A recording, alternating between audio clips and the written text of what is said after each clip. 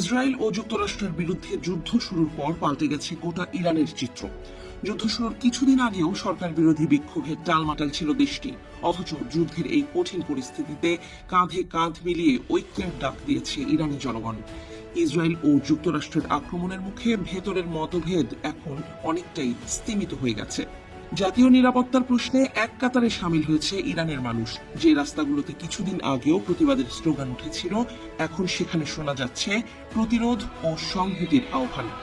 সংকটের এই সময়ে রাজনৈতিক বিভাজনের চেয়ে দেশ রক্ষার প্রশ্নটাই বেশি গুরুত্ব পাচ্ছে সাধারণ মানুষের কাছে। যুদ্ধের বাস্তবতা ইরানিদের মনে করিয়ে দিয়েছে, বাইরের চাপের মুখে ভেতরের ঐক্যই সবচেয়ে বড় শক্তি। সোমবার তেমনই এক অভূতপূর্ব ঐক্যের নজির দেখিয়ে লাখ লাখ ইরানি নাগরিক রাজপথে নেমে এসেছেন। ইসলামী বিপ্লবের নতুন নেতা আয়াতুল্লাহ সৈয়দ মোস্তফা খামেনির প্রতি তাদের অকুতোভয় সমর্থন ও আনুগত্য প্রকাশ করতেই এই বিশাল জনসমুদ্রের সৃষ্টি। তেহরানের ইনকিলাব স্কোয়ার থেকে শুরু করে ইরানের প্রতিটি শহর ও জনপদে একই সুর প্রতিধ্বনিত হয়েছে।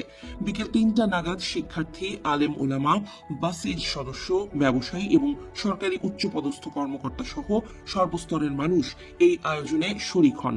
অংশগ্রহণকারীদের হাতে ছিল ইরানের জাতীয় পতাকা, প্রয়াত নেতা আয়াতুল্লাহ সৈয়দ আলী খামেনির ছবি এবং নতুন নেতা মোস্তফা খামেনির প্রতিকৃতি। এই সমাবেশে স্লোগানে ইসরায়েল ও যুক্তরাষ্ট্রের হামলার প্রতিরোধের বার্তা দেন ইরানি জনগণ। সমাবেশ থেকে স্লোগান ওঠে, আল্লাহর হাত আমাদের মাথার উপর, খামেনি আমাদের নেতা।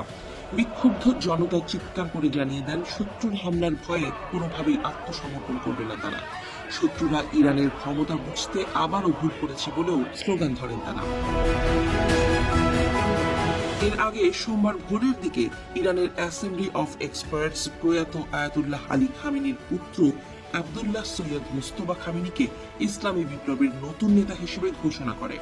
১৯৮৯ সালে ইমাম খোমেনির মৃত্যুর পর টানা ৩৭ বছর ইরানকে নেতৃত্ব দিয়েছিলেন আয়াতুল্লাহ আলী খামেনি।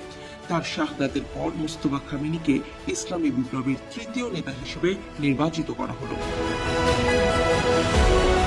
এদিকে ইসরায়েল ও মধ্যপ্রাচ্যে থাকা মার্কিন ঘাঁটিগুলো লক্ষ্য করে হামলা চালিয়ে যাচ্ছে ইরান। সোমবার বাহরাইন, সৌদি আরব, কাতার ও আরব আমিরাতে ইরান হামলা চালিয়েছে বলে তথ্য পাওয়া গেছে। এদিকে যুদ্ধে যোগ দিয়ে ইসরায়েলে হামলা শুরু করেছে ইরানের প্রক্সি বাহিনী হিসেবে পরিচিত লেবাননের সশস্ত্র গোষ্ঠী হিজবুল্লাহ। লেবানন সীমান্তে হিজবুল্লাহ ও ইসরায়েলি সেনাদের তুমুল যুদ্ধ চলছে। সামরিক বিশ্লেষকদের মতে এটি আর কেবল ইরান ইসরায়েলের সংঘাত নেই। রাশিয়া ও চীনের পরোক্ষ সমর্থন এবং যুক্তরাষ্ট্রের সরাসরি অংশগ্রহণ এই আঞ্চলিক যুদ্ধকে তৃতীয় বিশ্বযুদ্ধের রূপ দিতে পারে বলে সতর্ক করেছেন তারা।